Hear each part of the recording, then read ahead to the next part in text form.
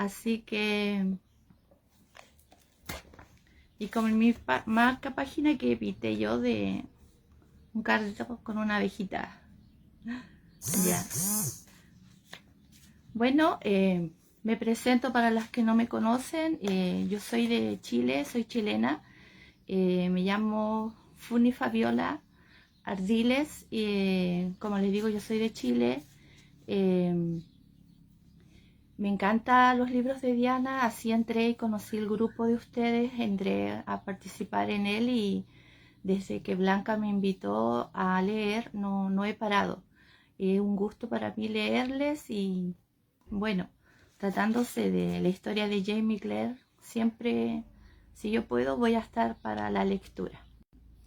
Así que empezamos a leer. A mí me tocó el capítulo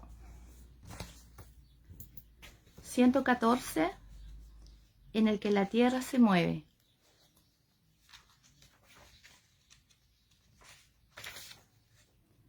Debes hacerlo, Sassenach. Esas palabras se negaban a abandonar mi oído. Seguían tenaces en mi interior como un eco diminuto y agudo. Eso era lo que Jamie me había dicho una vez que Oliver Esterhazy había salido de la habitación para ir a la consulta a despedirse de su jefe, o mejor dicho, de Elpest. No hay nadie más, prosiguió Jamie en tono razonable, abarcando con un breve gesto los rincones vacíos del dormitorio.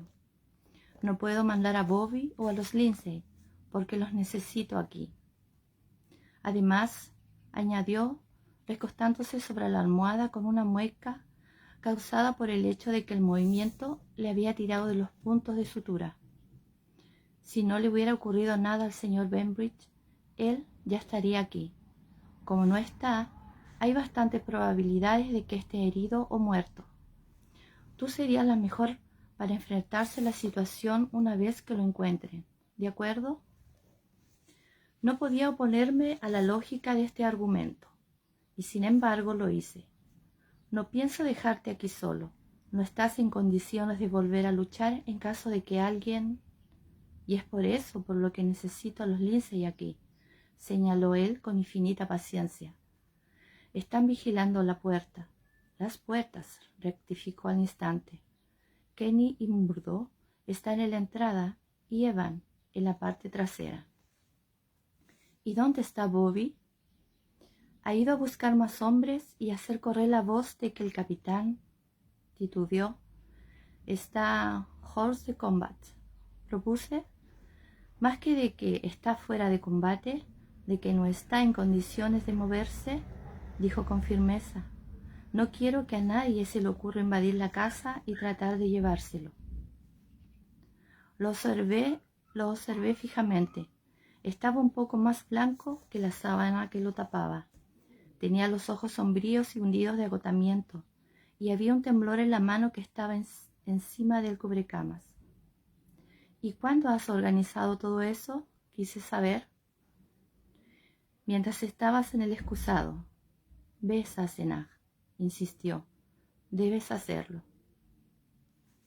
Obedecí, pero con la mente inquieta. Iba contra mis principios dejar a hombres heridos, incluso aunque se encontraran estables en ese momento, y era poco probable que empeoraran de repente. Y Elspeth, Fanny y Agnes eran capaces de resolver cualquier emergencia médica de poca importancia que pudiera surgir, me dije para mí misma. De modo que acompañaré al teniente Esterhazy a buscar a su amigo, le expliqué a Elspeth, cogiendo mi botiquín de campo del gancho del que colgaba. Ella no tenía mejor aspecto que Jamie, pero asintió sin apartar los ojos de su hijo. Él estaba empezando a retorcerse y a gemir. Yo me ocuparé de lo que ocurra aquí, respondió en voz baja y de pronto me miró. Tenía los ojos rojos e hinchados por la fatiga, pero alerta. Quédese tranquila. Permanecí inmóvil, la miré y noté que un suave rubor rosado le ascendía a las mejillas. No sé qué está sucediendo, prosiguió, pero creo que las cosas están muy inestables. Al menos a mí me lo parece. ¿Se refiere a Joseph Bartlam? Pregunté de manera súbita. ¿Y a los hombres que se supone que va a traer de Naisik? El tono rosado de sus mejillas se esfumó como una flor atrapada bajo la escarcha. Dije y me marché. Oliver me esperaba en la galería y se ofreció de inmediato a llevar el fardo con el botiquín. No, lo llevo yo. Usted coja este. Le pasé otro fardo en el que había agua, hidromiel, un poco de comida, una manta doblada, un tarro de sanguijuelas y algunas otras cosas que podrían ser de utilidad. Bueno, pues, ¿por dónde empezamos? Él miró desde la galería hacia el exterior, perplejo. No lo sé. La noche anterior no había dormido nadie, y tampoco él. Si bien era un joven amable y alegre, tampoco era la persona más brillante que yo había conocido. Ahora, entre la preocupación y la extenuación, no parecía que le quedaran más que unas cuantas neuronas en funcionamiento. Inspiré profundamente el aire matinal, tratando de ser paciente. Bueno, ¿dónde está la última vez que lo vio? Le pregunté. Esta pregunta irritaba siempre a los miembros de mi familia cuando estaban buscando objetos perdidos. Pero Oliver Esterhazy parpadeó. A continuación entrecerró los ojos en un gesto de concentración y, por último, afirmó: cerca del templo. Entonces empezaremos por allí. Yo ya he buscado allí. Empezaremos a buscar allí. Ya no llovía, pero caían gotas de los árboles y las plantas, y cuando estábamos a medio camino, ya tenía las faldas mojadas hasta la rodilla. No me importó. Los pájaros cantaban, en la atmósfera flotaban los olores intensos y frescos de las sabinas coloradas de Virginia y de los abetos, los retoños de cornejo y rododendro, y por la ladera fluían docenas de riachuelos y arroyos. La primavera estaba en el aire y yo empezaba a sentir la paz del bosque, mientras que la angustia de la noche anterior y las urgencias de la mañana estaban reduciéndose y convirtiéndose en algo que se acercaba a la perspectiva.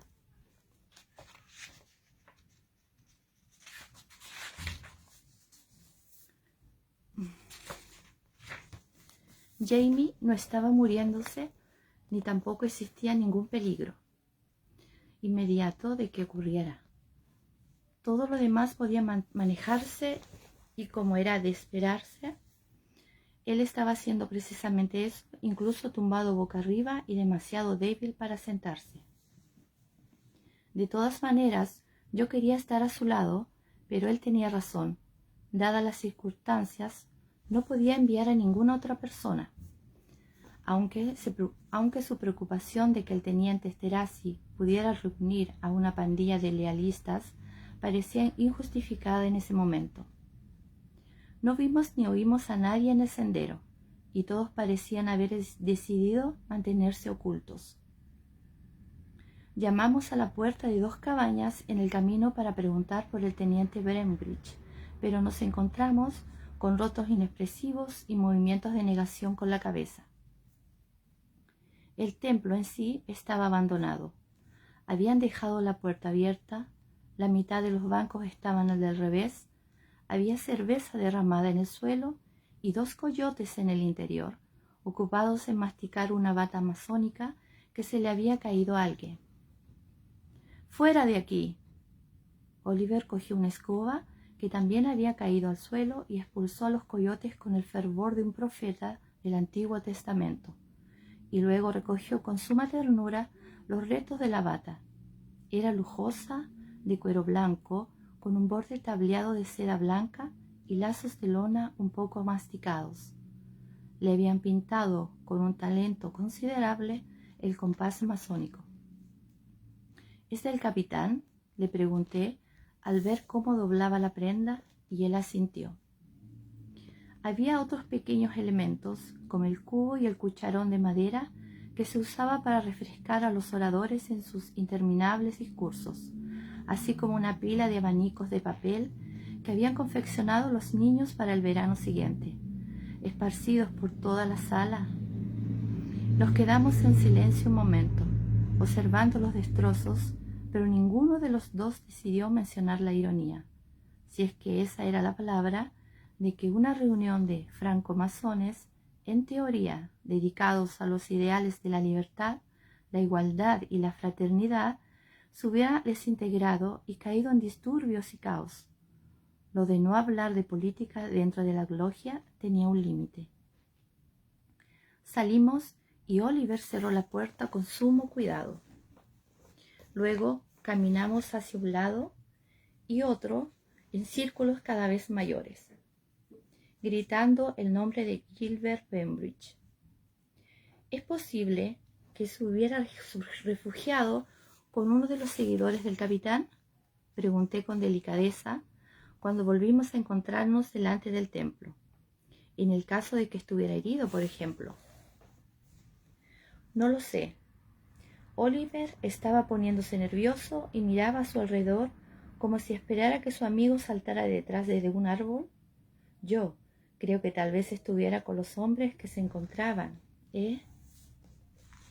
persiguiendo a mi marido, concluí en un tono bastante ácido. ¿En qué dirección se fueron? Él respondió que no estaba seguro, pero avanzó colina abajo con una brusca determinación, mientras yo lo seguía de manera más precavida para no torcernos el tobillo en las rocas y en la gravilla que la repentina crecida había dejado sobre los senderos. Empezaba a pensar que había algo raro en el comportamiento del teniente Esterhazy. Sudaba de manera profusa, aunque seguía haciendo bastante frío en el bosque, y a pesar de que por momentos se desviaba a los lados, lo hacía en arrebatos breves y erráticos, antes de regresar a un camino que él mismo había escogido. Me daba la impresión de que sabía hacia dónde se dirigía, y por lo tanto no me sorprendí cuando de pronto nos encontramos en un sitio donde el bosque no estaba. Nos hallábamos en el borde de un bosquecillo de esmirriados retoños de robles, y bajo los pies el terreno se abría en una franja revuelta de tierra nueva y negra, llena de árboles rotos y arbustos hechos trizas, con grandes rocas grises que se habían soltado durante la caída y que ahora estaban semienterradas en la tierra, dejando a la vista los lados inferiores manchados y húmedos, llenos de barro y gusanos desplazados. Bueno, dije tras un momento de silencio, de modo que esta es la famosa avalancha. ¿Usted estaba presente cuando sucedió? Negó con la cabeza. Su meticulosa trenza naval estaba deshaciéndose y los pelos le caían desordenadamente por la frente transpirada. Se lo echó hacia atrás con aire ausente. No, respondió, y luego en un tono más decidido repitió, no estaba. No era una avalancha muy grande, aunque si uno estaba en la parte inferior en la oscuridad, debía de haber sido bastante alarmante. Se habían deslizado unos 15 metros de ladera que habían caído por una empinada pendiente de granito y bloqueado a medias un pequeño arroyo. ¿Cree que...? Empezó a preguntar el joven, luego se detuvo y tragó saliva, mientras su nuez de Adán, que tenía un tamaño superior al normal, le subía y bajaba por la garganta. ¿Gilbert podría estar allí? Supongo que es posible, contesté, examinando los escombros mientras dudaba. Pero en ese caso, era obvio que no estábamos preparados para acabar a lo largo del recorrido de una avalancha con las manos, y estaba a punto de decirlo cuando el teniente me cogió del brazo con un grito de alarma y señaló hacia abajo. ¡Allí! ¡Allí! Un borrón azul marino, manchado de barro y de un color casi idéntico al de la tierra mojada, asomaba en el terreno a unos 6 metros de donde estábamos. Y antes de que pudiera decir nada, Oliver bajó deslizándose y tambaleándose entre los terrones húmedos, cayó sobre una rodilla y luego se levantó y continuó su camino. Lo seguí con dificultad, aferrando mi fardo para emergencias, aunque después del primer salto impulsivo, el corazón se me había hundido como una piedra. No podía estar vivo. Oliver había desenterrado un brazo y tras ponerse de pie de un salto, tiró de él con toda su fuerza. Oí un crujido y la cabeza de Gilbert, con su cara mortalmente blanca, salió del suelo en una lluvia de terrones de tierra y gravilla. Oliver estaba soltando el brazo de Gilbert como si estuviera al rojo vivo y tartamudeaba de la impresión, pero yo no tenía tiempo para ocuparme de él. Me hinqué de rodillas y froté la cara de Gilbert con fuerza. Me pareció, pero no, tenía razón. Sí que había visto un movimiento en los párpados. Volví a verlo y el corazón me subió a la garganta. Por los clavos de Roosevelt, Oliver, creo que está vivo. Ayúdeme a sacarlo. Él, ¿qué? No puede ser. Yo había soltado el fardo y estaba cavando como un tejón con las manos. Algo cálido me tocó la piel, el aliento de alguien. Gilbert, Gilbert, aguante, aguante, lo sacaremos de aquí. No, dijo la voz de Oliver a mi espalda. Era ronca y aguda, y cuando miré por encima del hombro, lo vi cogiendo una rama arrancada del barro. No, repitió con más fuerza, creo que no. Jamie despertó de un sueño enfrevecido y vio a Frances de pie al lado de la cama con una expresión adusta. ¿Qué ha ocurrido? Preguntó. Tenía la garganta seca como una lija y las palabras sonaron ásperas y débiles. ¿Dónde está mi esposa? Aún no ha regresado, respondió Frances. Ella y el teniente Esterhazy han salido hace apenas una hora, ¿sabe? Ese sabe tenía un ligero tono de pregunta y le intentó sonreír. Pero no lo logró. Tenía la cara tan cansada como el resto del cuerpo. Frances lo miró como elevando su estado. Luego levantó la taza que tenía en la mano. Tiene que beber esto, dijo con firmeza. Una taza llena cada hora. Así lo ha indicado ella. Pronunció ese ella con el respeto debido a una deidad local y él pudo esbozar una sonrisa mejor. Consiguió levantar la cabeza lo bastante para beber, aunque ella debía sostenerle la taza. Era espantoso, pero solo un poco, y era evidente que Frances, esa querida niña, había cumplido las órdenes de Claire de añadirle un poco de whisky, de una manera no solo literal, sino también generosa. Él apoyó la cabeza sobre la almohada, ya que se sentía un poco mareado, aunque eso tal vez se debiera a la falta de sangre. Tengo que comprobar si tienes pus, le dijo Frances con el mismo tono firme. No estoy en condiciones de impedírtelo, muchacha. Se quedó inmóvil, respirando profunda y lentamente, mientras ella le quitaba el vendaje y la compresa mojada del pecho. Le interesó ver cómo ella le manejaba el cuerpo sin la más mínima vacilación o reparo, apretando aquí y allá junto a la línea de la sutura con una pequeña arruga entre sus suaves cejas oscuras. Le entraron ganas de reír, pero no lo hizo. Ya respirar como lo estaba haciendo hacía que le doliera un poco. ¿Qué crees, Annie Helm? Le preguntó. ¿Sobreviviré? Ella hizo una pequeña mueca para transmitir que entendía que él estaba bromeando, pero siguió con el ceño fruncido. Sí, respondió, aunque se quedó inmóvil un instante, examinando los remiendos del pecho y frunciendo el entrecejo. Luego pareció llegar a una conclusión. Volvió a colocar la compresa en su sitio y rehizo el vendaje con una actitud práctica. Quiero decirle algo, le comentó. Habría esperado que la señora Fraser regresara, pero el teniente Esterhazy estará con ella. Habla, pues, repuso él, igualando su formalidad. Siéntate, si lo deseas. Señaló con un movimiento de la mano el taburete cercano y la sensación resultante hizo que inspirara con fuerza. Frances lo miró preocupada, pero después de un instante llegó a la conclusión de que no estaba a punto de morir y se sentó. «Es Agnes», le espetó sin preámbulos. «Creo que está embarazada». «¡Oh, Jesucristo!». «Exacto», concedió ella sintiendo. «Cree que es de Gilbert, del teniente Bembridge, quiero decir».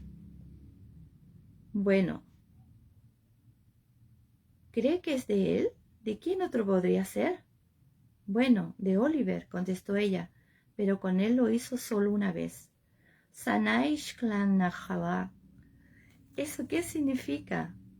«Ingleses hijos del diablo», lo tradujo rápido. Estaba esforzándose por doblar los codos lo suficiente para sentarse, apoyándose sobre ellos. Aquella no era la clase de noticia a la que podía enfrentarse tumbado boca arriba. «¿Alguno de esos mierdecillas trató de contigo?». La sorpresa hizo que desaparecieran las arrugas del ceño. «Jamás yaceré con un hombre», repuso ella con una certeza absoluta y luego lo miró con un poco menos de seguridad. «Usted dijo que no estaba obligado a hacerlo». «Así es, y jamás lo estarás», le aseguró él. «Si alguien lo intenta, lo mato». «¿Cuánto tiempo hace que sabes esto sobre Agnes?». «Me lo contó justo antes de que yo viniera aquí», respondió Frances y echó una mirada culpable por encima del hombro. «Yo no estaba segura de si debía contárselo a usted, pero ella teme que Oliver haya matado a Gilbert anoche porque se enteró de que ella estaba... ¿Ella sabe con seguridad que él está enterado?». Frances asintió con un gesto sobrio. «Se lo dijo ayer». «Ayer. Él le pidió matrimonio y ella le contestó que no podía porque...». Jamie sintió un deseo profundo de bajar la escalera y sacudir a Agnes hasta que su estúpida cabecita sonara como un cascabel, pero estaba empezando a darse cuenta de algo mucho peor, por lo que se sentó recto sin hacer caso del dolor ni del mareo. «Baja y tráeme a Kenny Lindsay», le ordenó. «Ahora, Frances». «¿Cree que no?», repetí mirando fijamente a Oliver Esterhazy. «Quiero decir, está muerto, señora Fraser. Aléjese, no lo toque». Oliver me agarró del brazo, pero me deshice de su apretón. «No está muerto», insistí, «pero puede estarlo en unos minutos si nos lo sacamos. Venga a ayudarme». Él me miró con la boca entreabierta, luego le lanzó una mirada enloquecida a Gilbert, quien por cierto parecía muerto, pero... «¡Ayúdeme!», repetí, y empecé a escarbar la tierra húmeda y pesada. Cavaba con locura, tratando de liberarme lo suficiente el pecho a Gilbert para que pudiera respirar. Estaba sobre todo inclinado hacia un lado y por suerte no había mucha tierra encima de la parte superior de su cuerpo, pero daba la impresión de que tenía la zona de las piernas enterrada a una profundidad mayor. Si conseguía liberarlo lo bastante como para comprimir el pecho y si no tenía los huesos rotos... Oliver se puso en cuclillas a mi lado. Maldecía todo el tiempo entre dientes. Me dio un codazo tratando de apartarme. «Déjeme a mí», dijo de manera cortante. «Soy más fuerte». «¿Yo? Muévase», exclamó con violencia y me empujó a un lado. Perdí el equilibrio, me caí hacia atrás y la tierra floja se movió debajo de mí. Rodé una lluvia de tierra mojada, con los brazos y las piernas extendidos, y patiné hasta detenerme contra las raíces de un árbol arrancado, que estaba en medio de la pendiente. Me quedé aturdida y atemorizada, con el corazón golpeándome en el pecho. Había estado tan concentrada en rescatar a Gilbert Bembridge que no se me había ocurrido que la tierra resbaladiza no se había estabilizado en su momento en su nuevo lecho y podía volver a deslizarse. Rodé hasta ponerme a 4 patas y empecé a subir por la pendiente, arrastrándome y lo más rápido que pude sin perder mi precario equilibrio. Oliver estaba cavando, pero no en torno a su amigo. Liberó a medias una rama de pino rota del barro que la sujetaba, luego se puso de pie y tiró de ella hasta sacarla. Se volvió hacia la cabeza de Gilbert, que sobresalía en el terreno, y con una expresión decidida avanzó, tambaleándose por el barro, y le asestó un golpe con la rama. ¡Cerdo! Se oyó una voz sepulcral de debajo de las embarradas agujas de pino. Era ronca y hablaba con esfuerzo, pero era evidente que estaba impulsada por la respiración. Antes de que yo pudiera ponerme de pie, el brazo libre de Gilbert subió en el aire y agarró el extremo de la rama. Oliver, totalmente sobrecogido por el pánico, la soltó y retrocedió de un salto. Vi un pie cubierto por una bota que se hundía hasta el tobillo en la tierra floja, y como él, también perdí el equilibrio, y con un chillido amortiguado se desmoronaba hacia atrás y salía disparado por la pendiente como un tosco tobogán. Me senté sobre los talones y respiré un minuto entero. Había perdido el sombrero y tenía el pelo suelto. Me lo aparté de la cara y reanudé mi esforzado ascenso. Tenía que llegar hasta Gilbert y liberarlo. O bien armarme, contaba con un bisturí y 2 sondas en mi botiquín, por no mencionar unas cuantas setas venenosas que había recogido en mi última salida, antes de que Gilbert pudiera sobreponerse y alcanzarme. Miré por encima del hombro. Oliver estaba a unos 12 metros más abajo, rodeando un robusto álamo que había soportado el desprendimiento de tierra. Había alguien a su lado, mirándolo desde arriba. Me di la vuelta de inmediato para volver a mirar. No me importaba si era lealista o rebelde, en cualquier caso me ayudaría. Agité los brazos y grité: ¡Hola! El hombre me miró. Era indio y no lo conocía. Experimenté una breve punzada de pánico cuando se me ocurrió que tal vez Scotch Cameron, después de todo, nos había fallado. Pero tras una segunda mirada deduje que ese hombre no era Cherokee. Era de estatura media y estaba bastante delgado. Tenía el pelo gris, con un tocado de puercoespín atado en un nudo a la altura de la nuca. Llevaba un taparrabos y polainas, con un chaleco de seda bordado y nada más encima de la cintura, salvo una colección de brazaletes de plata. Me hizo un gesto con la mano, de modo que los brazaletes tintinearon. «Oiga, señora», gritó con un acento que parecía inglés, «¿necesita ayuda?» «Sí», contesté, también gritando, y señalé el cuerpo de Oliver. «¿Ese hombre está muerto?» El indio bajó la mirada y le tocó la nalga a Oliver con los dedos de los pies. Oliver se retorció, gimió y tiró una mano hacia atrás para ahuyentar a lo que se lo estaba molestando. «No», repuso, y se llevó una mano a la cintura, donde, según pude ver, portaba un cuchillo de un tamaño considerable. «¿Quiere que lo esté?» Me puse de pie y descendí la pendiente como un cangrejo hasta que llegué a una altura en la que podía conversar con el desconocido.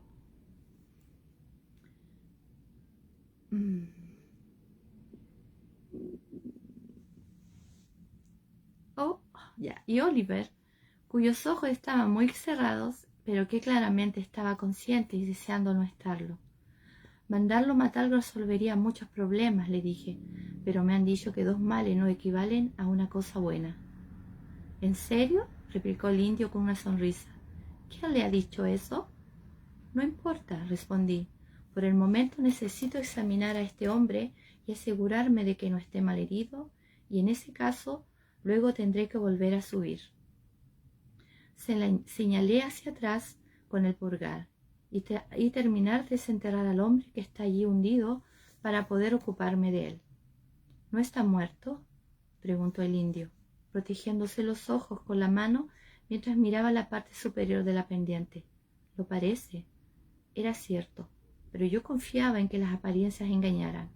Estaba a punto de decirlo cuando un ligero crujido en los arbustos mojados anunció una nueva llegada, y apareció el joven Ian, con un niñito que estaba chupándole el pulgar y observándome con recelo.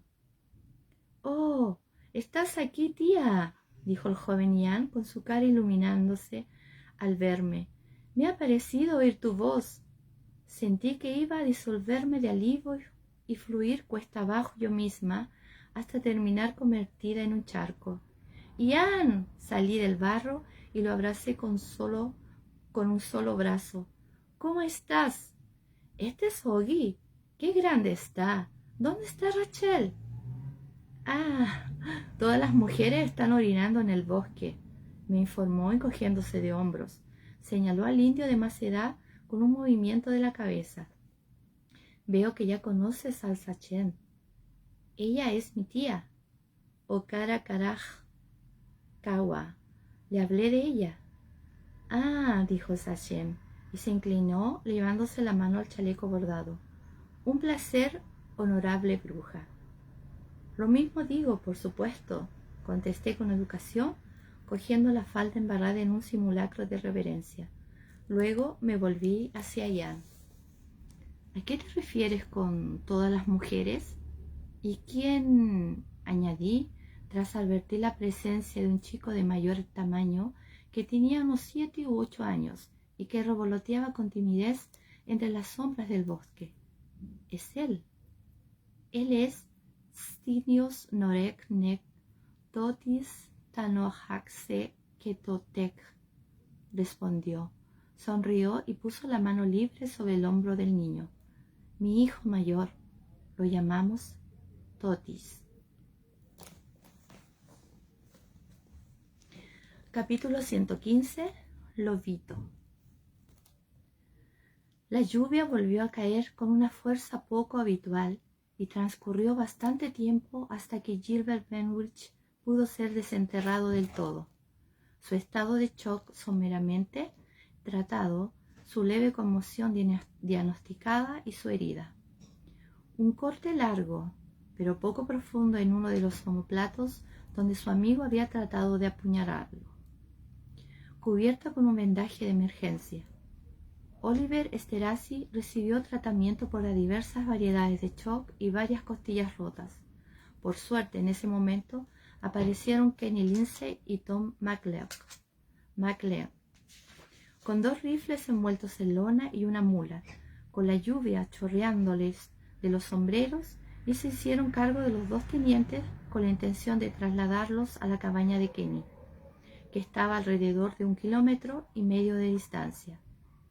—No se preocupe, señora —dijo Kenny, pasándome el dorso de la mano por debajo de su gran nariz roja—. Mi esposa puede cuidarlos hasta que deje de llover. Será mejor que vuelva a su casa antes de que el señor sufra un derrame cerebral, si es que eso no ha sucedido ya.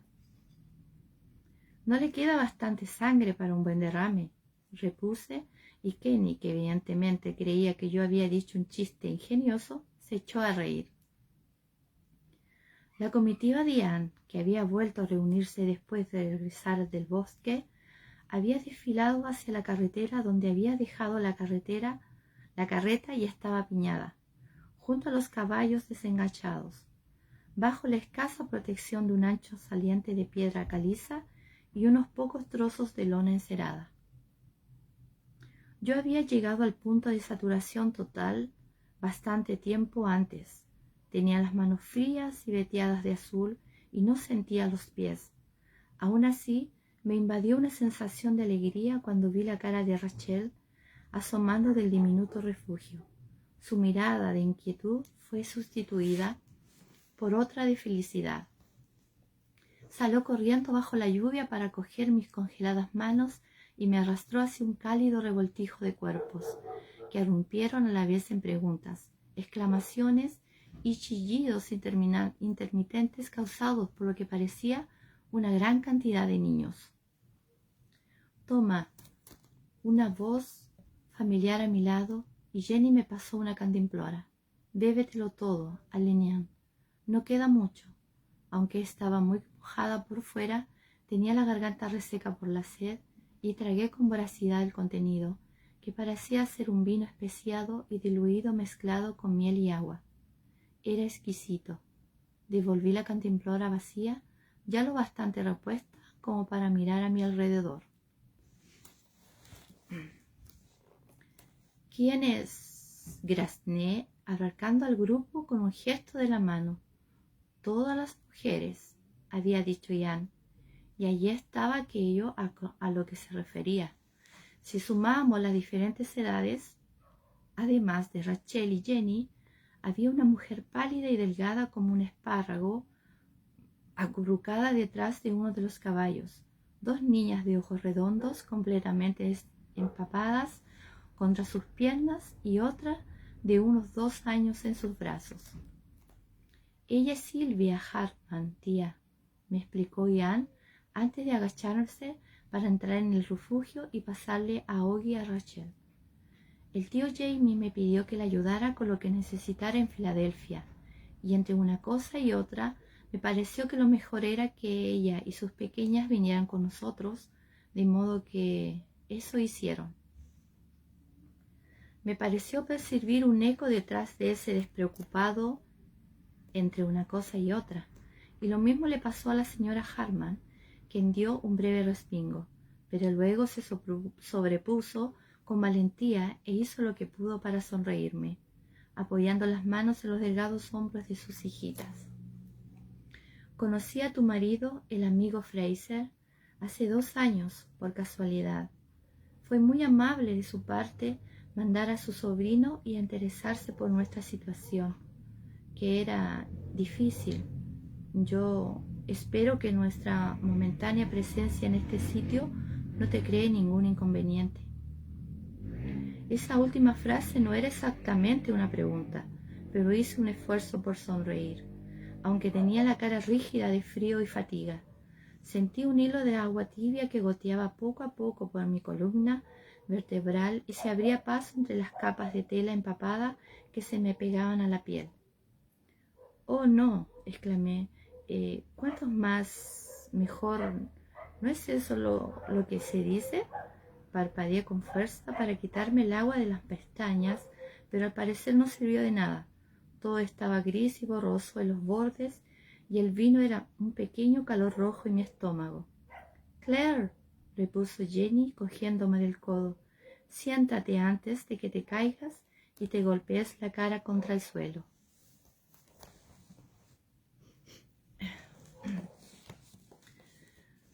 No me golpeé la cara contra el suelo, pero sí terminé transportada en carretera con la cabeza apoyada en el regazo de Rachel, rodeada de niños empapados pero alegres. Lizard, quien hasta el momento no había pronunciado ni una palabra, decidió ir caminando con Jan, Sylvia y el sachem, mientras Jenny conducía la carreta y parloteaba sin cesar por encima del hombro, señalando cosas de interés a las niñitas y tranquilizándolas. «Tendréis una cabañita donde viviréis con vuestra madre», les aseguró, «y ningún hombre volverá a molestarla, nunca más. Mi hermano se encargará de ello». «¿Qué ha pasado?», le pregunté a Rachel. Lo hice en voz baja, pero una de las harapientas niñas me oyó y se volvió para mirarme con una expresión seria. No era bonita, pero tanto esa niña como la hermana, que más se aproximaba a ella en edad, poseían una extraña dignidad que no se compadecía con sus años. «Los indios secuestraron a nuestro padre», me comentó, hablando con precisión. «Mi madre se quedó sin medios para mantenernos, salvo el huerto y los pequeños regalos que le hacía a los hombres que venían a visitarla. Y algunos de ellos no eran amables», añadió su hermana. Las dos apretaron los labios y miraron el bosque empapado. «Ya veo», dije, y lo más probable era que fuera cierto. Jane me había hablado un poco de la viuda cuáquera que lo había cuidado 1 o 2 días cuando se le había agarrotado la espalda mientras estaba en la casa de ella, donde se había reunido con George Washington. Y si bien me hubiera gustado saber qué demonios estaría haciendo George Washington en ese sitio, no se lo había preguntado debido a la presión de los acontecimientos que estaban teniendo lugar en esa época. «La señora Murray tiene razón», les aseguré. «El señor Fraser encontrará un sitio para vosotras». Después de todo, No faltaba mucho para que dispusiéramos de numerosas cabañas abandonadas por los inquilinos a los que Jamie iba a expulsar.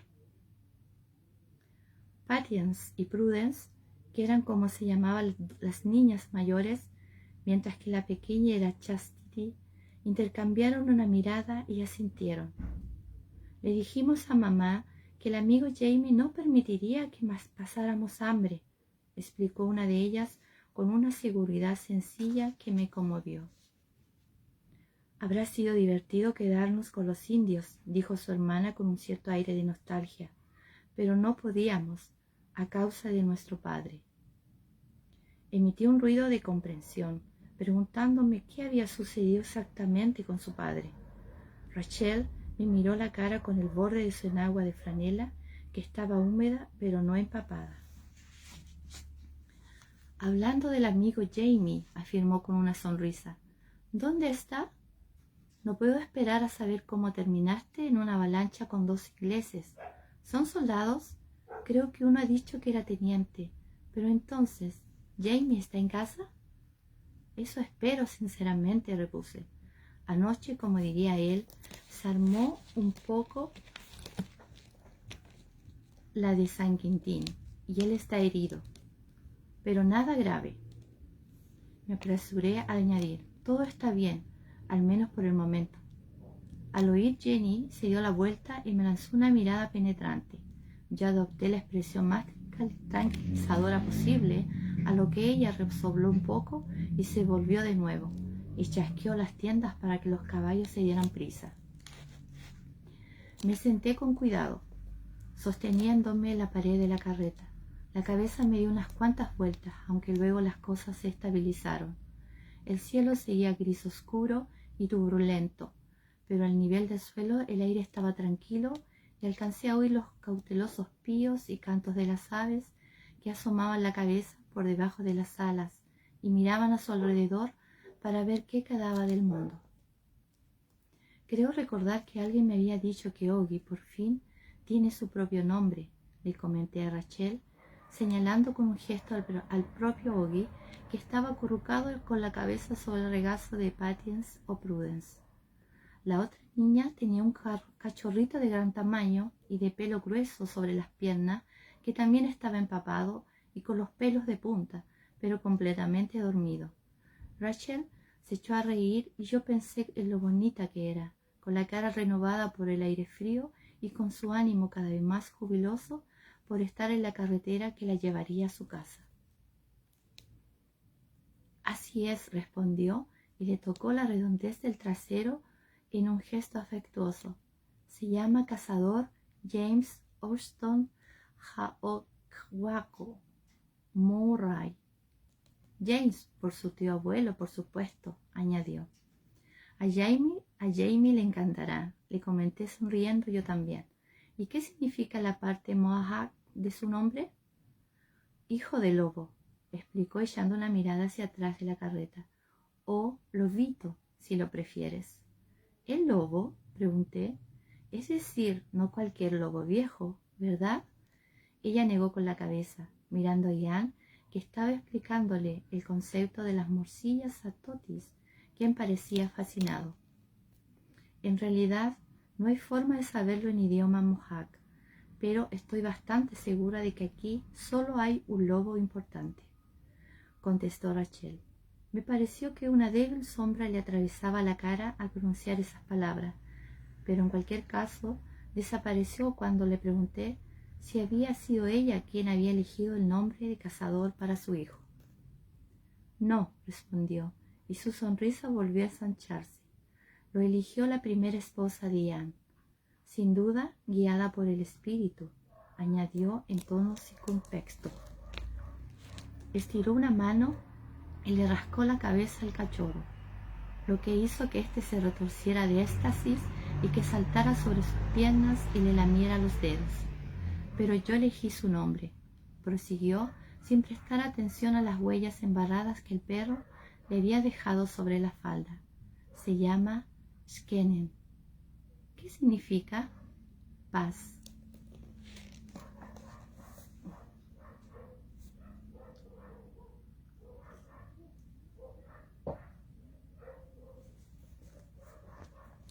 Capítulo 16, en el que se conocen nuevos amigos. Cuando llegamos al patio delantero, yo ya me había recuperado lo suficiente como para trazar un plan de acción. Menos mal, porque se abrió la puerta y Bluebell salió disparada y ladrando como si hubiera llegado un ejército invasor, algo que tampoco estaba tan lejos de la verdad, pensé mientras más me apeaba de la carretera. Me detuve para sacudirme las faldas y que se desprendiera todo el barro seco que fuera posible, y luego insté a todos a que subieran por los escalones. Jenny, ¿puedes hacer que entren por la cocina? Fanny llegará en un... Oh, aquí estás, cariño. Tenemos compañía y todos con hambre.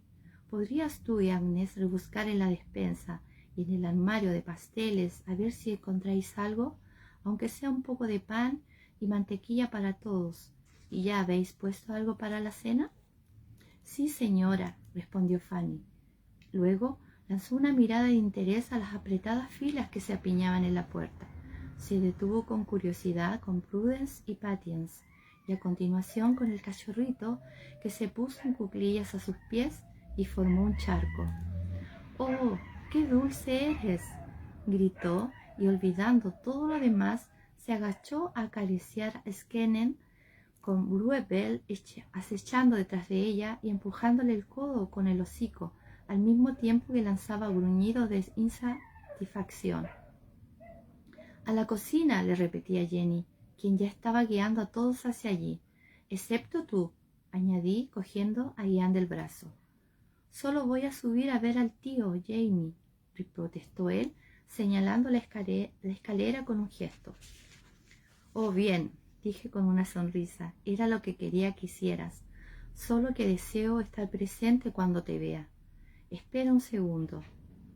El edrón cubría la puerta de la consulta y no oí voces al otro lado. Lo levanté lo suficiente para asomar la cabeza y vi al capitán, aparentemente dormitando sobre la mesa, y a Elspeth dormida en la silla grande, con la cabeza inclinada hacia atrás y su largo cabello negro suelto, sin las horquillas, que llegaba casi hasta el suelo. Pobrecillos, pensé, pero como mínimo podía esperar unos instantes. La puerta del dormitorio estaba cerrada y le di unos golpecitos suaves, pero antes de que pudiera abrirla, una firme voz masculina exclamó desde el otro lado: «Estoy meando, Frances, y no necesito ayuda para ello. Ve al almacén del manantial y trae un poco de leche».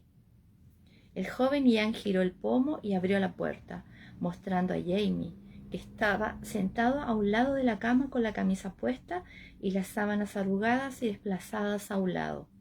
En realidad no estaba utilizando la vacinilla, sino que estaba pálido y sudoroso, apretando los puños con fuerza sobre el colchón a ambos lados del cuerpo, puesto que al parecer había tratado de incorporarse, pero no lo había conseguido. «¿De modo que les mientes a las muchachitas, tío?», preguntó Ian con una sonrisa.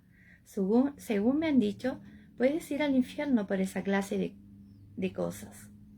«¿Y tú, a dónde demonios crees que vas?», solté, dirigiéndome a Jamie.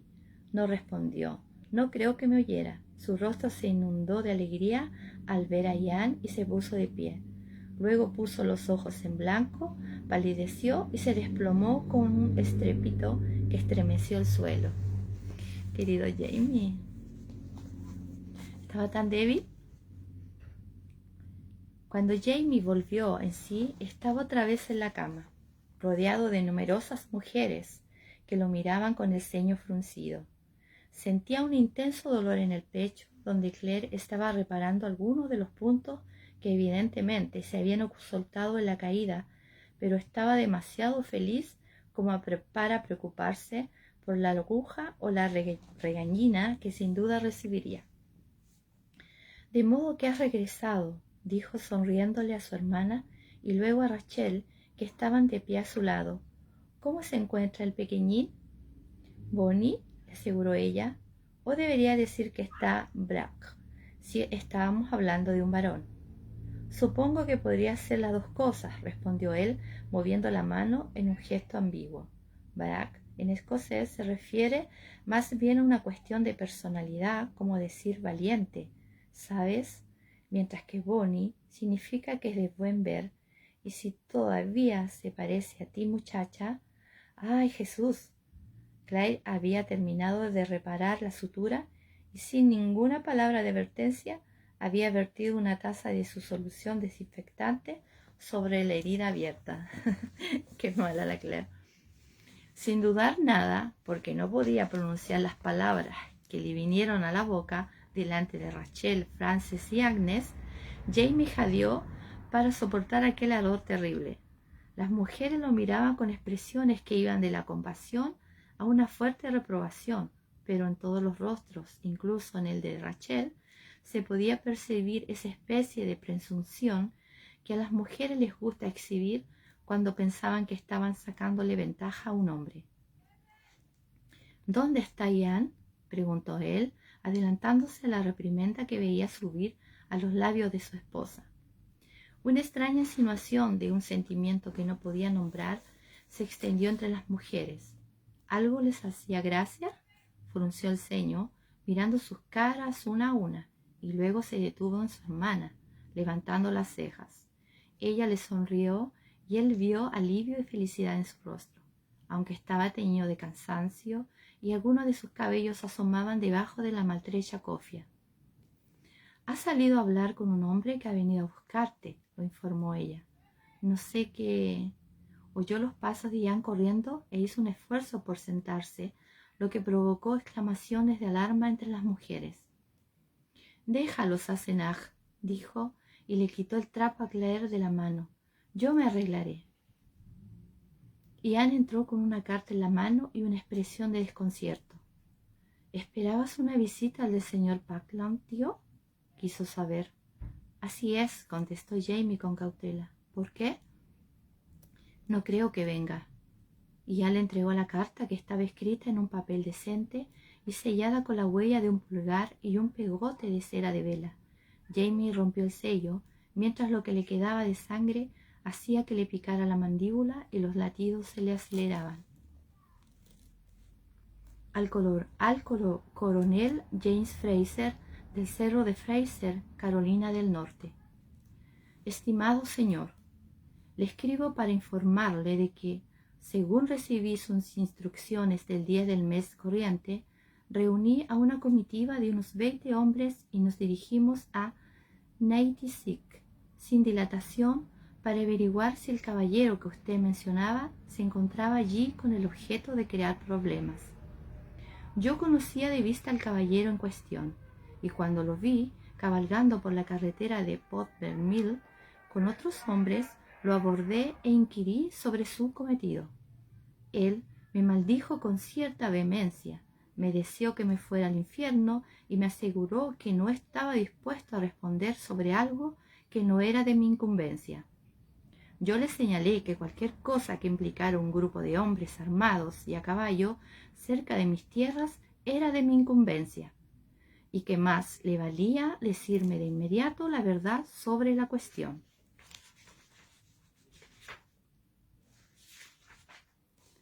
En ese momento, uno de sus hombres, a quien también reconocí, desenfundó su pistola y le disparó a uno de los míos, con quien mantenía una antigua disputa en torno a una mujer. Erró el tiro, pero el estampido asustó a varios de los caballos, que empezaron a bailar, por lo que resultó difícil acercarse a esas personas y entrar en combate. Cuando el caballero estaba intentando levantar su rifle y dispararme, tuvo la mala suerte de que su caballo chocara con otro, lo que hizo que cayera de la montura y terminó siendo arrastrado a un trecho, porque el caballo se asustó y su bota se había quedado enganchada en el estribo. Ante lo cual la mayoría de sus secuaces huyeron y mis chicos capturaron a 3, que eran más lentos que el resto, así como al caballero a quien rescatamos de su infortunio. He puesto a estos hombres bajo las custodias del señor Cleveland, quien actúa como agente de policía del distrito, con una nota informándole de su interés. Permanezco, señor, su más humilde servidor. De John Sevier. Jamie inspiró larga y prontamente, dobló la carta con cuidado y cerró los ojos, dando las gracias a Dios en silencio, de modo que había acabado. Por el momento el cerro estaba a salvo y Anne y Rachel habían regresado, y si bien daba la impresión de que todavía quedaban algunos cabos sueltos, abrió los ojos y Anne acababa de decirle algo.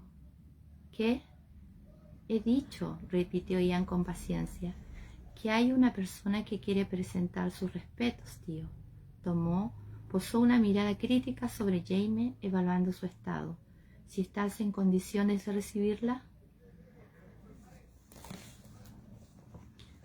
A ojos de Jamie, Sylvia parecía una astilla de arce negro, con una veta hermosa y sutil, pero delgada, afilada y lo bastante dura para hacer las veces de aguja, si uno era capaz de hacerle un agujero para enhebrarla. No creía que nadie pudiera, lo que lo hizo sonreír. Su sonrisa, al parecer, permitió que ella se sintiera un poco más cómoda, aunque seguía teniendo la actitud de alguien que espera que en cualquier momento se lo coma un oso. Sin sus hijas a su alrededor, parecía terriblemente sola, y él tuvo el impulso de tenderle la mano. «Me alegro de verla, amiga Sylvia», dijo con amabilidad. «¿No le gustaría sentarse a mi lado y beber un poco de vino?» Ella miró hacia un lado y otro, indecisa, pero luego asintió con un gesto abrupto y se sentó junto a la cama, aunque no lo miró a los ojos hasta que él le cogió la mano.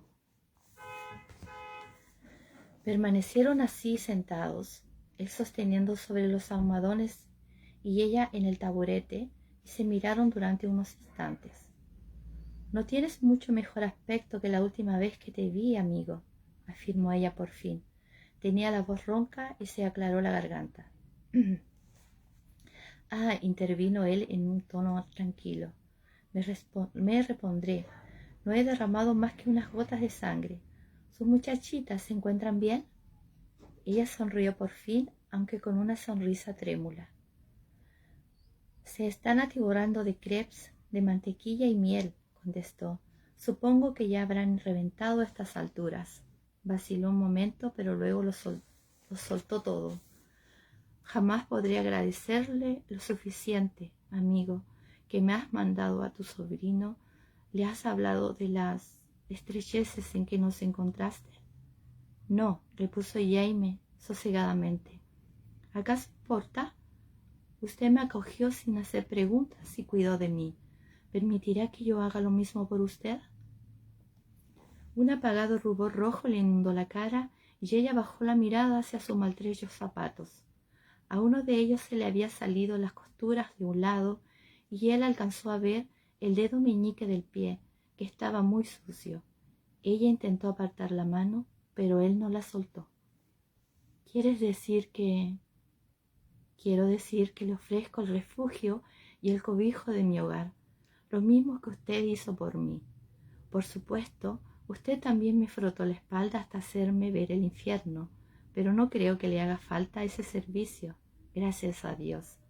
En cualquier caso, espero que el cerro le resulte agradable y me sentiré honrado si accede a vivir entre nosotros».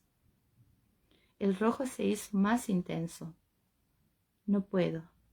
Yo sería un escándalo para tus inquilinos». Él enarcó una ceja. ¿Acaso planeaba comparecer en una reunión y contarle a todos lo que se vio obligada a hacer para evitar que sus pequeñas murieran de hambre? Ella lo miró con la boca abierta. ¿Una reunión? ¿Hay amigos aquí? Daba la impresión de que quería levantarse y salir corriendo, por lo que él le apretó un poco más fuerte. «Solo Rachel», la tranquilizó. «Pero sí, tenemos un templo y ella está aquí para celebrar una reunión del primer día con quien quiera sumarse. Ella no se va a impresionar, ¿o sí?» El rubor fue abandonando poco a poco sus delgadas mejillas. «No», admitió, y una sonrisa diminuta y atribulada se le dibujó en los labios. Ya sabe lo peor, al igual que tu sobrino, tu hermana, todos los miembros de la reunión anual de Filadelfia, Joseph Brand y varios indios Mohawk.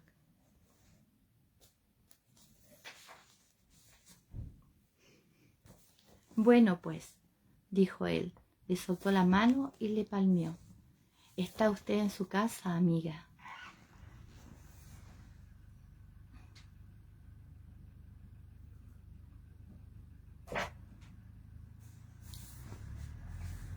Capítulo 117. Hongos, castores y unas hermosas estrellas. Además de la presentación cordial que tuvo lugar en la zona del desprendimiento de tierra, yo había visto pocas veces al Sachem.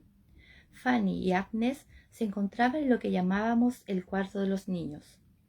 Silvia y sus hijas ocupaban la habitación de Brianna y Roger, y la tercera cámara de la segunda planta era el dormitorio de los invitados, aunque la mayoría de las veces se destinaba a los pacientes que debían quedarse en observación más de una noche.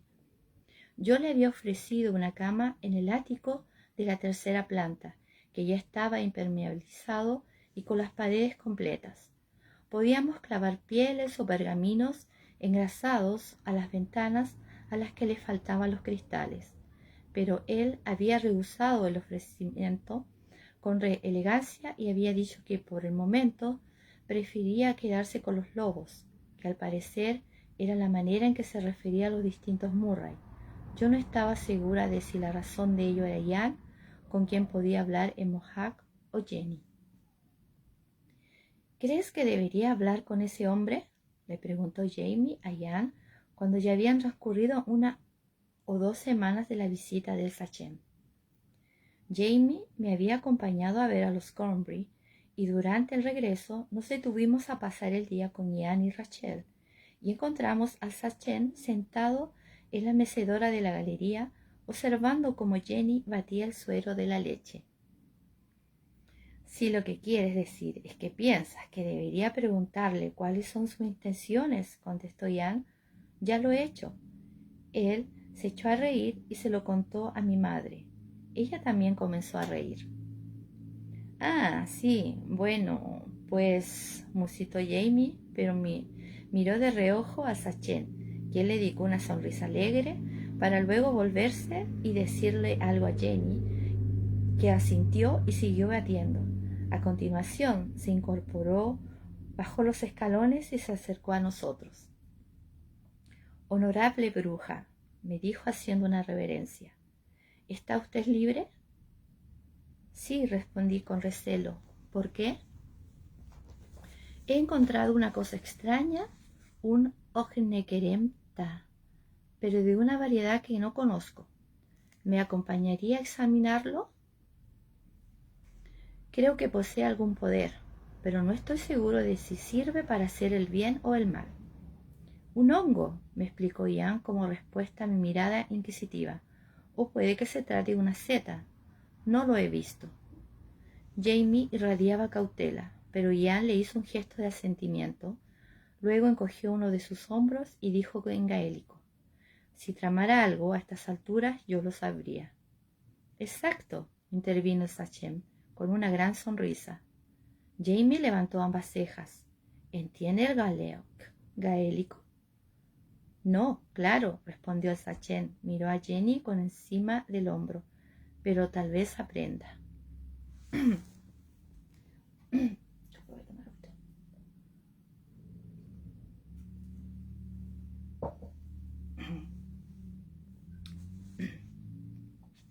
Me condujo hasta la charca del Santo, el manantial con una gran roca blanca en uno de sus extremos. ¿Quién es el santo de este sitio?, preguntó antes de arrodillarse sobre la hierba para coger agua con la mano becada y beberla. Escuché muchas historias de santos en Londres. ¿Conoce al que se llama Lorenzo? Lo vi en una vidriera. Lo asaron vivo en una parrilla, pero mientras su piel se quemaba y se abría y se le freía la sangre, él hacía bromas. Habrá sido un buen Mohawk, me aseguró con un tono de aprobación. Supongo que sí, contesté, tratando de alejar el pensamiento de lo específico de su descripción, dejaba pocas dudas respecto a que él probablemente había visto cómo quemaban a alguien. Para el caso, yo también. Tragué saliva con más fuerza. En cuanto al santo de esta charca, en las Highlands de Escocia, una charca como esta permanecería el santo local. En este caso creo que su nombre se debe tan solo a que algunas personas vienen aquí a rezar, porque les recuerda a los sitios similares de Escocia, pero supongo que aquí le rezan a cualquiera que piensan que podría ayudarlos. ¿Y usted cree que los muertos se preocupan por los vivos?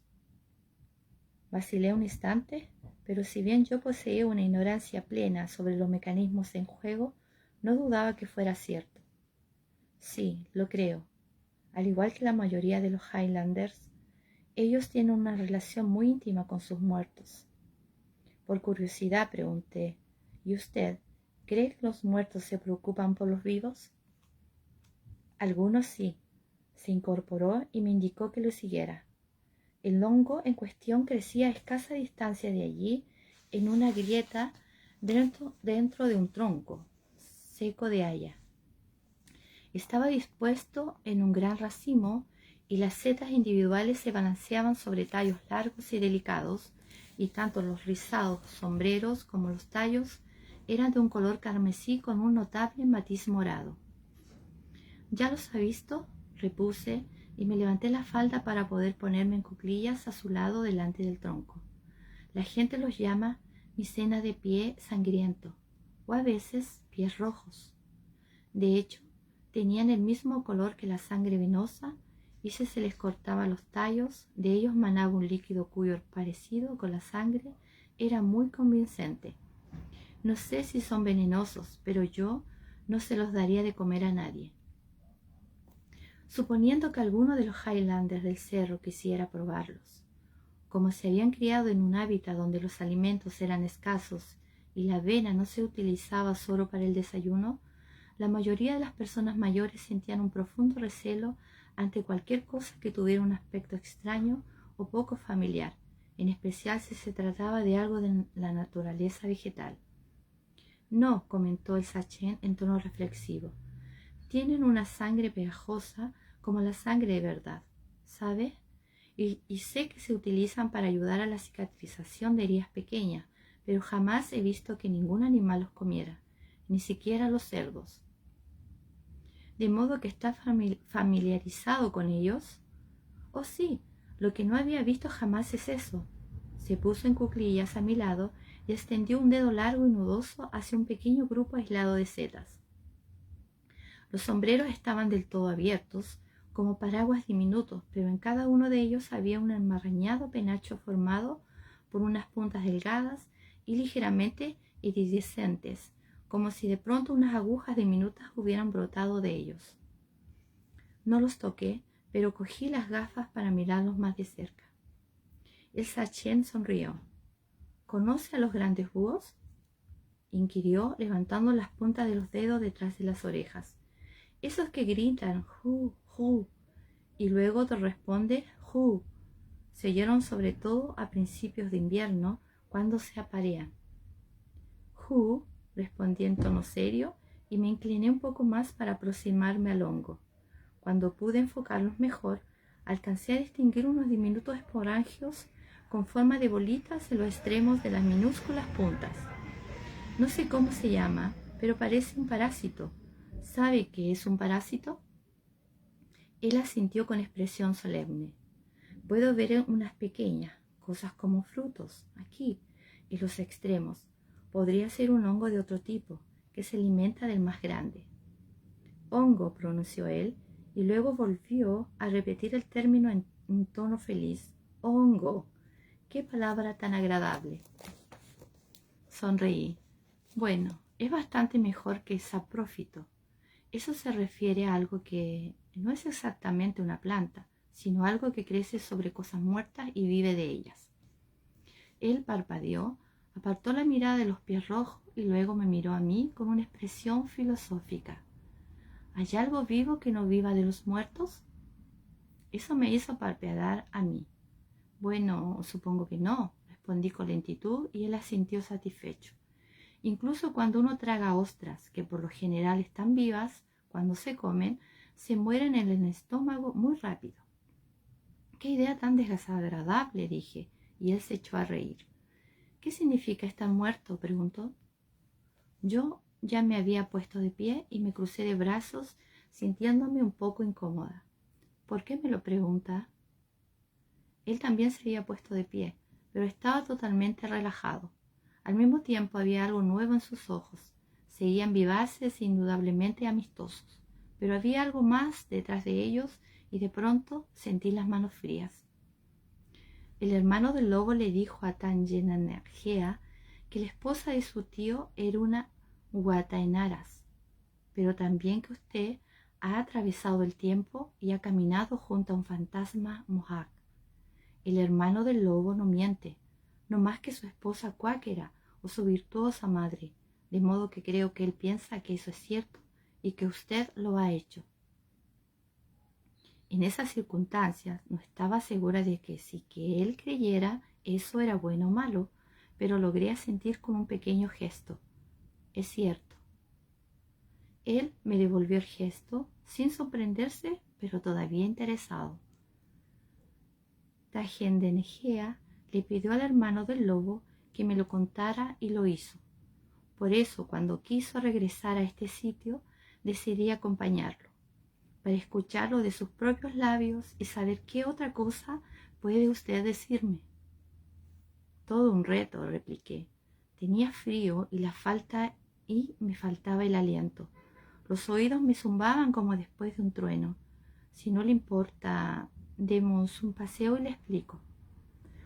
Él accedió de inmediato y me ofreció el brazo, cubierto por una camisa de algodón estampado y ornamentado con brazaletes de plata, con tanto estilo como el que podrían haber exhibido Lord John o Hal, lo que hizo que me se echara a reír, a pesar de la incomodidad que sentía. Una historia por una historia. Yo le contaré lo que ocurrió y usted me explicará por qué ha ido a Londres. Oh, eso es bastante sencillo. Con sumo cuidado me ayudó a cruzar uno de los pequeños arroyos llenos de gravilla que descendían por esa parte de la montaña. Fui porque Tagenagea necesitaba un amigo con quien hablar en ese lugar desconocido, alguien que pudiera aconsejarlo, juzgar a los hombres en su lugar, protegerlo en caso de peligro y tal vez proporcionarle otro punto de vista sobre las cosas que viéramos o oyéramos. ¿Y el por qué fue? Lo invitó el rey, explicó el sachén.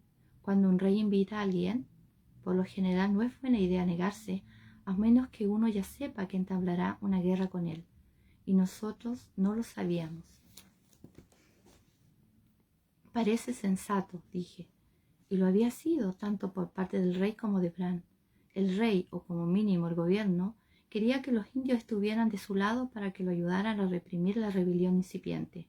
A Bran, como era normal, le apetecía estar en el bando ganador de esa rebelión, y en aquel momento no había duda de que los británicos parecían ser la mejor apuesta.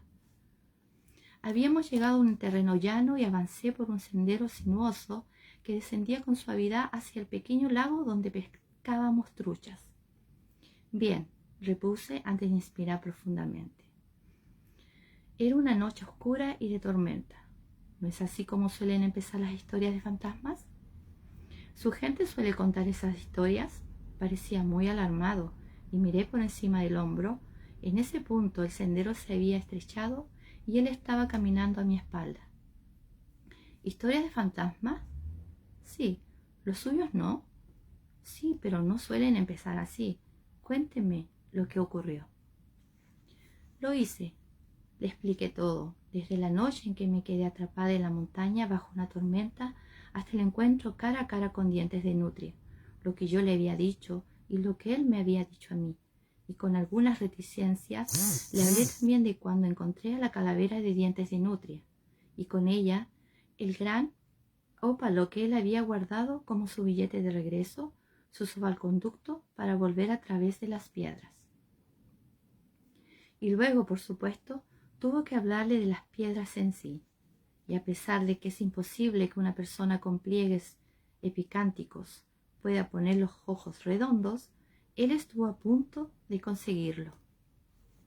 Y la razón por la que me di cuenta de que el fantasma, no supe de su nombre hasta mucho después, fui inconsciente de que pertenecía a mi época por su empaste de planta, es decir, metales que se ponen en los dientes para fortalecerlos después de que se extraen las partes descompuestas.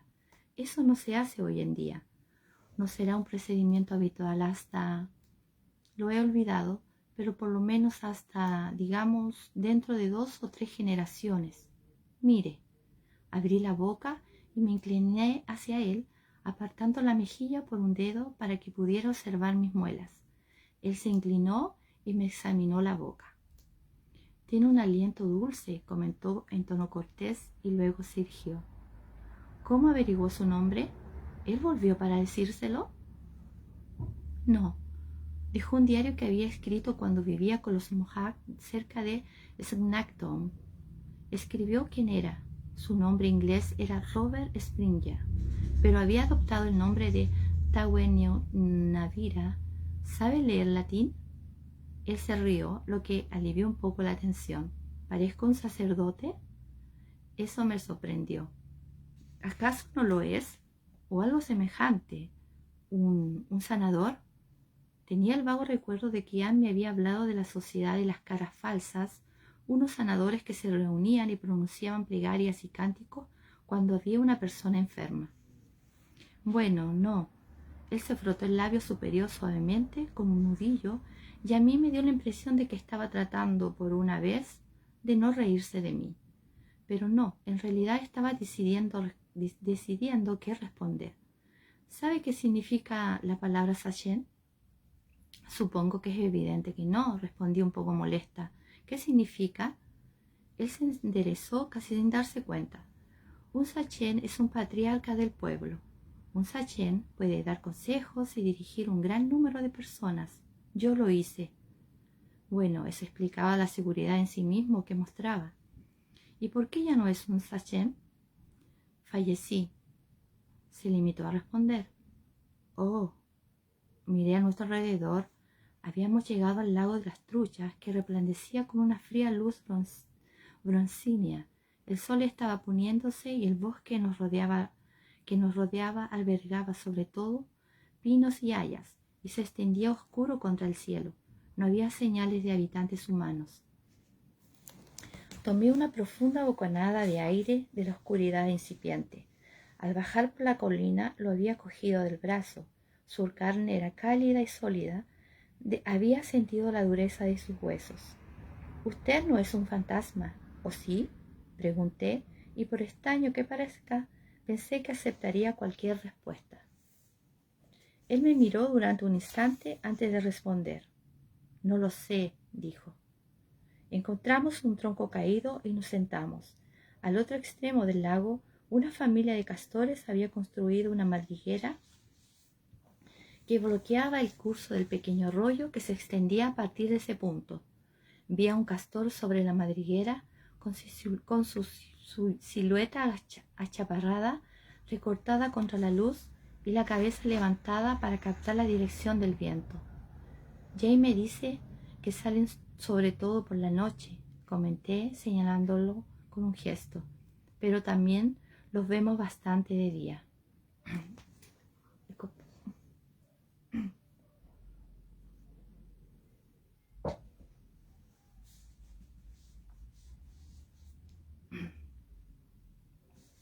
Jamie dice que salen sobre todo por la noche, comenté señalándolo con un gesto, pero también los vemos bastante de día.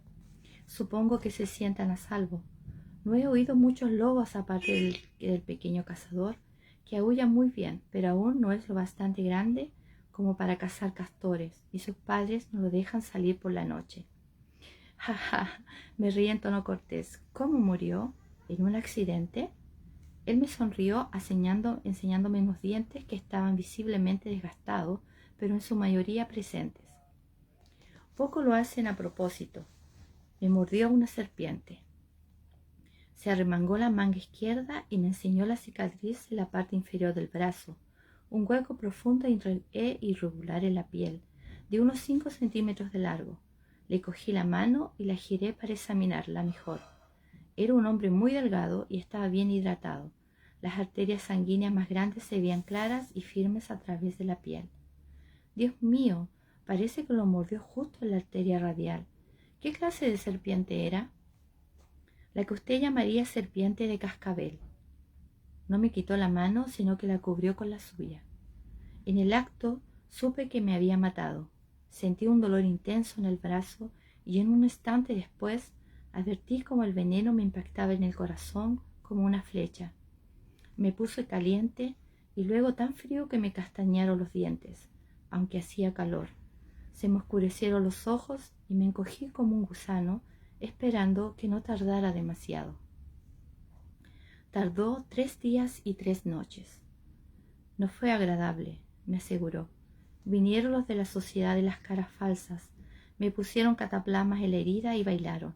Todavía les veo los pies cuando sueño, los mocasines que se arrastran delante de mi cara, uno tras otro sin cesar, y las máscaras inclinadas sobre mí, los golpes de un tamborcito. Puedo oír todo eso, y a veces también escucho mis propios latidos, que se detienen y vuelven a empezar mientras el tambor sigue golpeando. Se detuvo un instante y le toqué la cara con la mano que tenía libre. Un poco después, él inspiró profundamente y me miró. Y fallecí. Dijo, sucedió durante las horas más oscuras de la tercera noche. Cuando ocurrió debía de estar dormido, puesto que me vi de pie junto a la puerta de la choza, mirando el bosque y las estrellas. Unas estrellas que no parecían a ninguna que había visto antes ni después, añadió en voz baja. Estaba todo tranquilo, era muy hermoso. Lo sé, respondí también en voz baja. Nos quedamos sentados juntos un instante, recordando. El castor se deslizó por un lado de la madriguera y se alejó nadando como una flecha de agua oscura en el lago resplandeciente. El sachén suspiró y me soltó las manos. Caminé. Supongo que podría llamarse caminar, aunque no parecía que tuviera pies. Me interné en el bosque y me alejé de todo. Iba a algún lugar, pero no sabía a dónde, y entonces me encontré con mi segunda esposa. Hizo una pausa y una expresión de calidez y anhelo le iluminó la cara. Ella me dijo que se alegraba de verme y que volvería a hacerlo, pero no en ese momento. No tenía que llegar tan pronto. Todavía tenía cosas que hacer. Debía regresar. Yo no quería, añadió mirándome. Quería irme con ella hacia... Se interrumpió y se encogió de hombros. Pero regresé. Me desperté. Estaba en la choza del curandero y el brazo me dolía mucho, pero estaba vivo. Me dijeron que estuve varias horas muerto. Estaban impresionados. Yo estaba resignado. Pero no era exactamente la misma persona que antes, puntualicé. No, les dije que ya no era el sachén. Sabía que mi sobrino era capaz de dirigir a hombres en combate y decidí ser su consejero. A partir de ese momento, ellos debían obedecerlo a él. Y ahora ve fantasmas. Jenny me había contado lo que el sachén le había comentado del viejo Ian y su pierna. Se me erizó el vello del cuerpo. Había dicho ella, y yo ahora sentía que me picaba la nuca. Ahora veo fantasmas, repuso de una manera bastante casual. ¿Siempre? No, y doy las gracias por ello, pero cada cierto tiempo aparecen. La mayoría de las veces no tienen nada que ver conmigo, ni yo con ellos, y pasa como un relámpago. Pero en otras ocasiones estaba mirándome de una manera pensativa que hizo que se me erizaran unos cuantos pelos de más. ¿Yo tengo fantasmas? Quise saber con la esperanza de que no fuera como tener pulgas. Inclinó la cabeza hacia un lado como examinándome. Usted posa las manos sobre muchas personas, tratando de cobrarlas. Algunas mueren, por supuesto, y creo que de estas últimas, unas cuantas las siguen durante un tiempo. Pero terminan encontrando su camino y la abandonan. A veces hay una niña pequeña cerca de usted, pero es muy débil. He visto a otro hombre próximo a usted más de una vez. Lleva lentes. Formó círculos con los pulgares y los dedos corazón y se los llevó a los ojos, imitando unas gafas. Y un sombrero peculiar de ala corta. Creo que proviene del otro lado de las piedras, puesto que yo jamás había visto nada semejante. Sinceramente, creí que me daría un infarto. Sentí una presión inmensa en el pecho y no podía respirar, pero Sachem me tocó el brazo y la presión cesó. No debe preocuparse, me aseguró. Es un hombre que la amaba. No tiene intención de hacerle ningún daño. Oh, bien. Yo había empezado a tener sudores fríos y busqué a tiendas un pañuelo. Me estaba limpiando la cara y el cuello cuando el Sachem se puso de pie y me tendió la mano. Lo que es extraño, dijo mientras me incorporaba, es que ese hombre también suele seguir a su marido.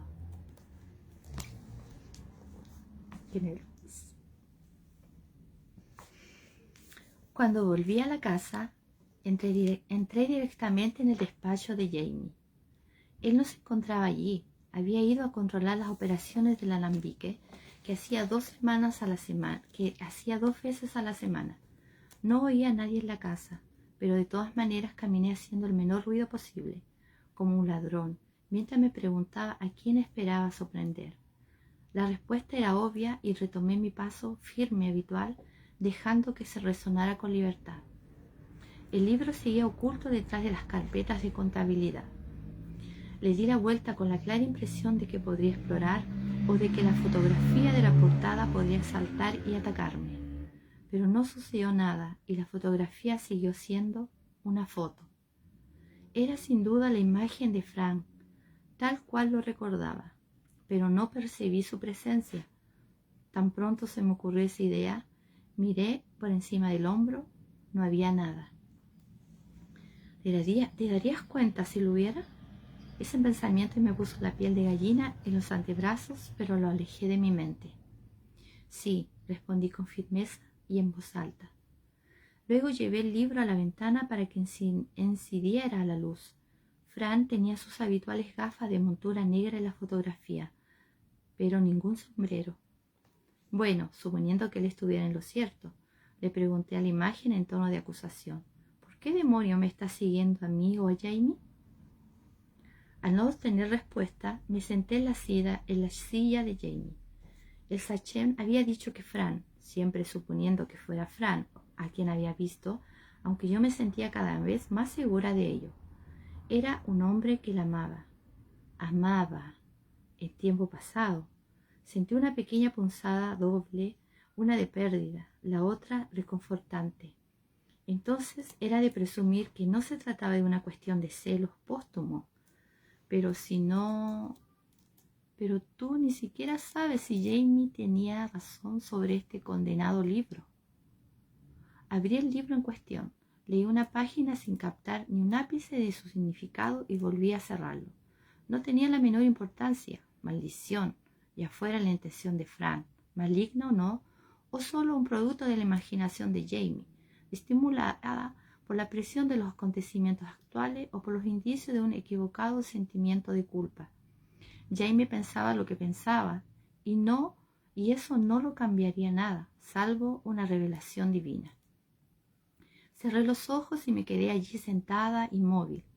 Todavía no teníamos ningún reloj y sin embargo oí el tic-tac de los segundos.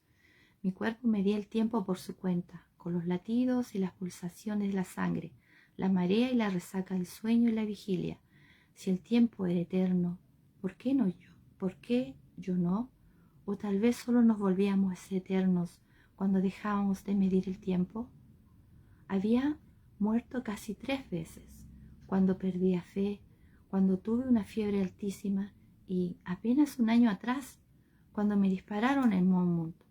No lo había olvidado, pero solo recordaba unos fragmentos pequeños y nítidos de cada una de estas experiencias. Me sentía muy tranquila pensando en la muerte. No la temía, solo que no quería marcharme cuando todavía hubiera personas que me necesitaran. Jamie había estado al borde de la muerte con más frecuencia y de una manera mucho más violenta que yo, y no pensaba que él sí le tuviera miedo. Pero todavía hay gente que te necesita, maldición. Pensar en ello hizo que me enfadara, tanto con Frankie como con Jamie, por lo que me incorporé y volví a colocar el libro en su sitio, detrás de las carpetas. Incluso, sin reloj, sabía que faltaba poco para la hora de la cena. Había empezado a preparar algo parecido a una sopa, con patatas, cebolla y un poco de maíz seco, pero no era muy buena. Bacon, sí, sin duda bacon.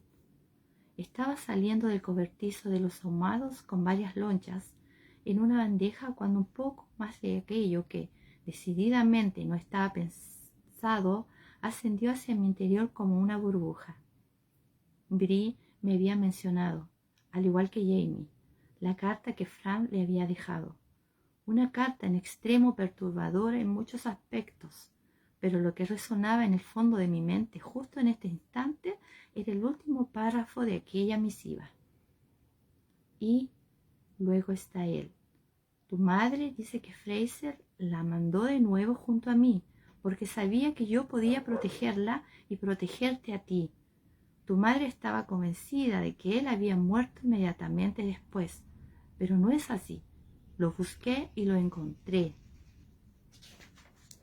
Y, como hizo él antes, tal vez yo te envíe de vuelta al pasado, porque sé, igual que él sabía acerca de mí, que daría su vida por protegerte. Por primera vez me ocurrió que, incluso si Jamie tenía razón y Fran intentaba decirle algo, podía ser una advertencia más que una amenaza.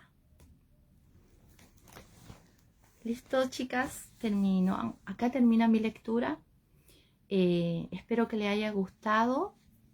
Les leí con mucho cariño, con harto aprecio por ustedes y espero que les haya gustado. Fueron capítulos muy